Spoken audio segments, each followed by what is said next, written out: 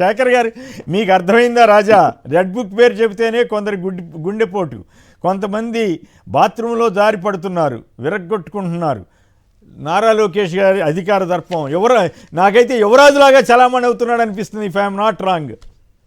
శేఖర్ గారు sir shadow CM ఆయనే కదా సార్. షాడో సీఎం అనే కంటే కూడా ఇప్పుడు యువరాజు అంటే మొత్తం పెత్తనం అంతా ఆయనదే చేస్తున్నాడు కదా సార్. De facto CM sir. చాలా చర్చా కార్యక్రమాల్లో నేను చెప్పాను సార్, చంద్రబాబు నాయుడు గారు కేవలం ఉత్సవమూర్తి మాత్రమే, మూల విరాట్ గా నారా లోకేష్ గారు మాత్రమే వ్యవహరిస్తున్నారని చెప్పాను సార్. సార్ కామెడీ పీస్ అనే పేరున్న అతను తనని తానుగా మాస్టర్ గా చూపించుకోవడం కోసం అప్పుడప్పుడు ఇలాంటి మాటలు మాట్లాడుతూ ఉంటారు సార్. ఎందుకంటే తనను తాను మాస్ క్యారెక్టర్ అని చెప్పేసి వాళ్ళ క్యాడర్ దగ్గర నిరూపించుకోవడం కోసం. పులితేవులు కప్పుకున్నటువంటి మేక గాండ్రింపులు ఇలాగే ఉంటాయి సార్. సార్ మళ్ళీ చెప్తున్నాను సార్, పులితోలు కప్పుకున్న మేక గాండ్రింపులు ఇలాగే ఉంటాయి సార్. అర్థమైందా రాజా అంట సార్. వాళ్ళ నాన్నగారిని అరెస్ట్ చేసినప్పుడు ఢిల్లీకి పారిపోయిన రోజులు గుర్తున్నాయా రాజా? మీ పెద్దమ్మ పిన్నమ్మ ఎవరైతే పురంధేశ్వరి గారిని పట్టుకొని ఏదైతే కిషన్ రెడ్డి గారి కాళ్ళు పట్టుకున్న రోజులు గుర్తున్నాయా రాజా? అదేవిధంగా అమిత్ షా గారి కాళ్ళు పట్టుకున్న రోజులు గుర్తున్నాయా రాజా? మీ నాన్నగారికి సార్ ఇది బాగా గమనించాలి సార్. వాళ్ళు న్యాయం గెలిచింది, ధర్మం గెలిచింది అని చెప్తారు సార్ చంద్రబాబు నాయుడు గారి అంశంలో. ఆ కేసు మొత్తం నేను స్టడీ చేశాను సార్. ఎక్కడా కూడా తెలుగుదేశం పార్టీ ఏదైతే మన చంద్రబాబు నాయుడు గారి తరఫున లాయర్లు ఎవరు కూడా ఏదైతే అతనికి మెరిట్ బేస్ లో ఈ కేసులో ఎలాంటి తప్పు చంద్రబాబు నాయుడు గారు చెయ్యలేదు అని చెప్పి ఏ ఒక్కరూ కూడా వాదించలేదు సార్. ఏ ఒక్కరూ కూడా మెరిట్ బేస్ లో బెయిల్ అడగలేదు సార్. వాళ్ళు అడిగింది ఏ బేస్ లో తెలుసా sir? Mercy base. Chandrababu Naidu గారికి అరికాల దగ్గర నుంచి నడినెత్తి వరకు ప్రతి అంగాంగం రోగమయమైపోయింది, రోగాల పుట్టయిపోయింది. మీరు జైల్లోనే ఉంచితే చంద్రబాబు నాయుడు గారు అనారోగ్యంతో పరలోకానికి ప్రయాణిస్తారు. కాబట్టి దయచేసి మీరు చంద్రబాబు నాయుడు గారికి బెయిల్ మంజూరు చేయగలరు మహాప్రభు అని చెప్పేసి గౌరవ జడ్జి గారిని అడుక్కుంటే వచ్చిన బెయిల్ రాజా అది. ఆ రోజులు గుర్తున్నాయా లేకపోతే మర్చిపోయారా రాజా? ఈ రోజు అర్థమైందా రాజా? అధికార మదంతో, అధికార దర్పంతో, అధికార అహంకారంతో మీరు మాట్లాడే ప్రతి మాట, మీకు ఒక బుక్ ఉందేమో, మాకు ఊరూరే ఒక బుక్ ఉంది, మా కార్యకర్త ప్రతి ఒక్క కార్యకర్త దగ్గర ఒక బుక్ ఉంది. అందులో మొదటి పేజీలో తమరి పేరే రాస్తున్నారు రాజా, నారా లోకేష్ అనే పేరు. మర్చిపోదేట.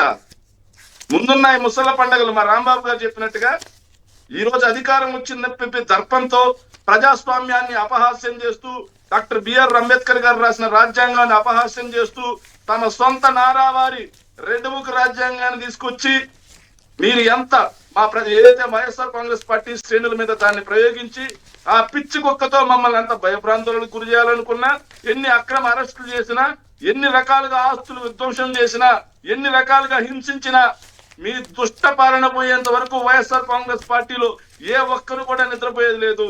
మొన్న చూశారుగా రాజా, ఏదైతే ఎంపీపీ జెడ్పీ ఏదైతే ఎంపీపీ ఆరు జెడ్పీ చైర్మన్ ఎలక్షన్స్ వీటిల్లో చూశారుగా, స్థానిక సంస్థలకు సంబంధించి వైఎస్ఆర్ కాంగ్రెస్ పార్టీ శ్రేణులు మీ రెడ్ బుక్ అనే పిచ్చి కుక్కని దాటి ప్రాణాలకి తెగించి మరి పోరాటం చేస్తే 11 వచ్చాయి. అది అర్థమవుతుందా రాజా తమరికి? ఇంకో విషయం సార్, నారా లోకేష్ అనే వ్యక్తి ఇలా మేక గాండ్రింపులే కాకుండా ఆయన పచ్చి అబద్ధాలు కూడా మాట్లాడతారు సార్. మీరు ఎలా చెప్పారు కాబట్టి చెబుతున్నాను సార్.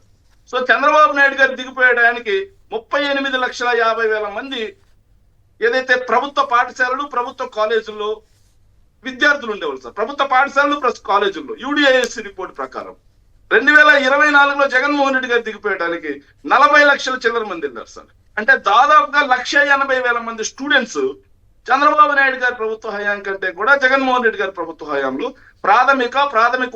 ఉన్నత అండ్ కాలేజ్ లెవెల్ +1 +2 కు సంబంధించి ఏదైతే ప్రభుత్వ విద్యాలయాల్లో పెరిగితే అసెంబ్లీ సాక్షిగా 12 లక్షల మంది తగ్గిపోయారని చెప్పి మాట్లాడతారు సార్.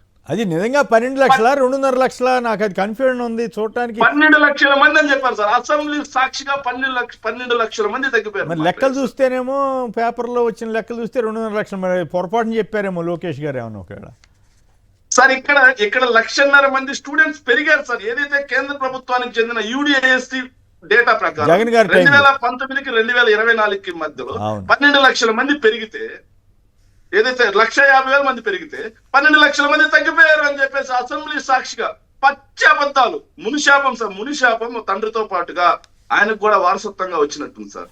నిజం మాట్లాడితే తల 1000 రొక్కలైతేనే మునిశాపం చంద్రబాబు నాయుడు గారితో పాటుగా వారసత్వంగా నారా లోకేష్ గారికి వచ్చినట్టుంది.